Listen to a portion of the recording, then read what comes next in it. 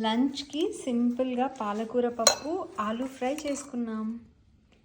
రెగ్యులర్గా కుక్కర్లో కాకుండా డిఫరెంట్గా చేసుకుందాం. ఆనియన్స్ కట్ చేసి పెట్టుకోవాలి, కొన్ని వెల్లుల్లి రెబ్బలు అండ్ కొంచెం గ్రీన్ చిల్లీ, కొంచెం చింతపండు సోక్ చేసుకోవాలి అండ్ అఫ్ కోర్స్ స్పినచ్ కొంచెం రెడీగా పెట్టుకోవాలి. ఒక 1-2 అవర్స్ సోక్ చేసుకున్న కందిపప్పుని తీసుకుని ఇలా కుక్కర్లో ఉడికించుకోవాలి. మేము 1 కప్ చేసుకుంటున్నాం, సో 1 కప్కి 2 కప్స్ వాటర్. ఇలా కొంచెం హీట్ ఎక్కిన తర్వాత అప్పుడు కుక్కర్ విజిల్ పెట్టుకుంటే బయటకి ఫ్రాత్ రాదనమాట. మామూలుగా లిడ్ దగ్గర వచ్చేస్తుంది కదా, అది రాదు. వెల్లుల్లిపాయలు, పచ్చిమిర్చి, కొంచెం జీలకర్ర గ్రైండ్ చేసుకోవాలి. ఇలా కోర్స్గా గ్రైండ్ అయితే చాలు. కొద్దిగా జీలకర్ర, కొంచెం ఆవాలు, ఎండుమిర్చి వేసుకోవాలి.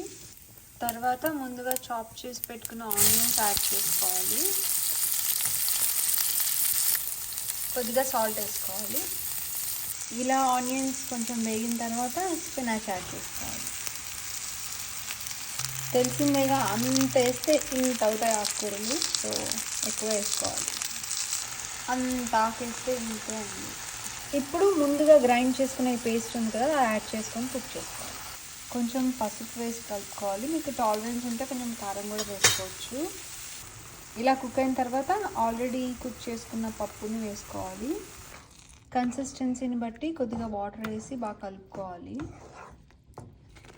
ఎట్ దిస్ పాయింట్ చింతపండు వాటర్ వేసుకోవాలి, ఇందాక నానబెట్టుకున్నాం కదా. అది అవుతూ ఉండగా ఆలూ ఫ్రై చేసుకుందాం. ఆలూ ఫ్రైకి ఆలూ ఇలా క్యూబ్స్లా కట్ చేసుకోవాలి. అన్నీ చాప్ చేసి ఇలా వాటర్లో పెట్టుకోవాలి. ఆల్మోస్ట్ అయిపోయింది. ఇంక ఇప్పుడు ఉప్పు వేసుకుందాం.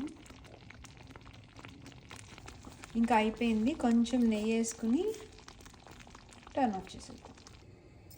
ఆయిల్ హీట్ అయ్యాక కొద్దిగా జీలకర్ర యాడ్ చేసుకోవాలి. ఆవాలు కూడా, ఆల్రెడీ కట్ చేసి పెట్టుకున్న ఆలు కూడా యాడ్ చేసుకోవాలి. కొంచెం ఉప్పు యాడ్ చేసుకుందాం, కొద్దిగా కారం,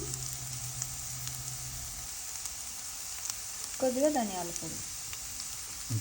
ఆలూ ఫ్రై కూడా రెడీ.